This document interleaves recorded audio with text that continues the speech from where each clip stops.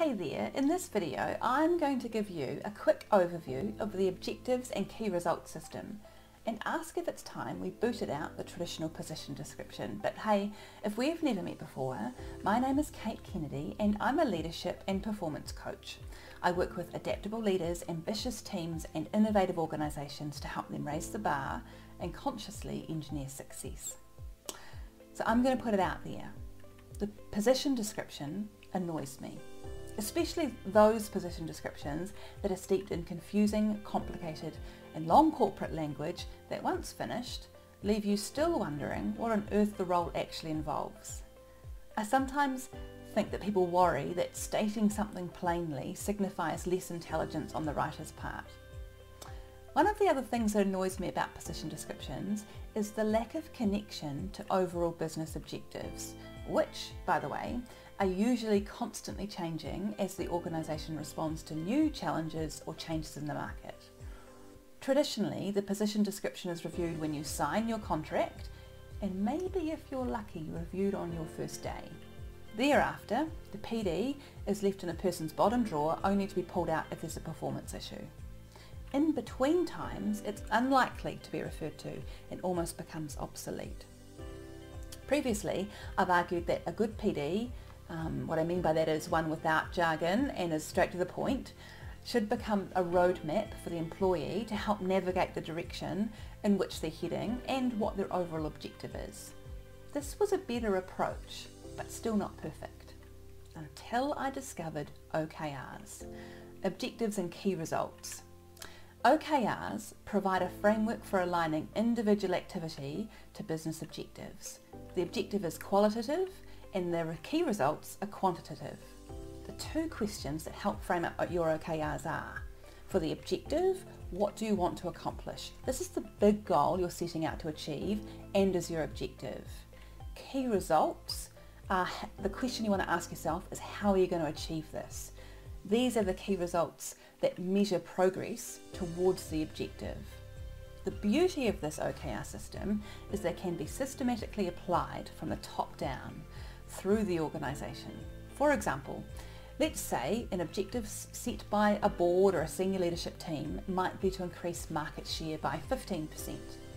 This is then communicated with the business, and each business unit, manager and employee adopts their own OKRs that align with the overall business strategy. So if you were to use the example I just mentioned and apply this to a marketing department, then their objective might be to create a marketing strategy targeting competitors' customers. Key results that measure and match that objective might be increase leads for new to business customers by 10%, create a lead nurturing campaign to ensure less than 5% drop off, and deliver a new product campaign that increases website sales by, let's say, 7%. A couple of points to make clear at this juncture. OKRs need to be reviewed regularly, most likely quarterly, in line with the business management rhythm. In addition, the individual employee must, I say must, have input into their OKRs. As with anything worthwhile, people need to be in on the action and will have more commitment to the OKRs if they feel like they had input and how they could contribute to the company's objectives. What about KPIs, I hear you say? These can still be useful, provided they are updated regularly to align with the business.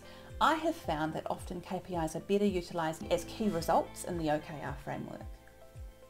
Now, I definitely can't lay claim to this simple, I'd call it genius system. John Doerr, a computer programmer from the US, studied the effectiveness of this method when he stumbled on it at Intel.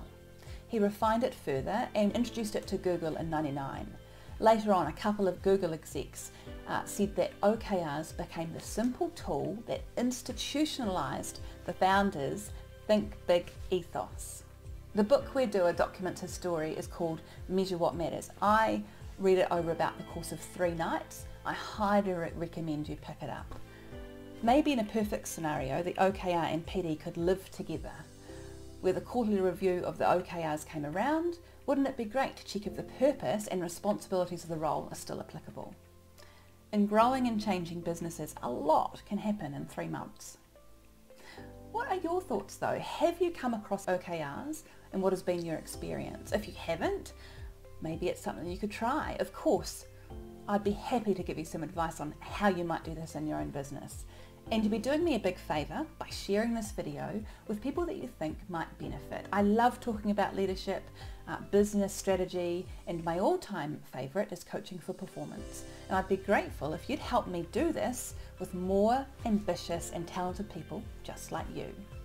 And if you've found this helpful, I think it might be great to work with me, jump on over to mindcoachkate.com, get in touch with me there, and we can talk things through. I will see you next time.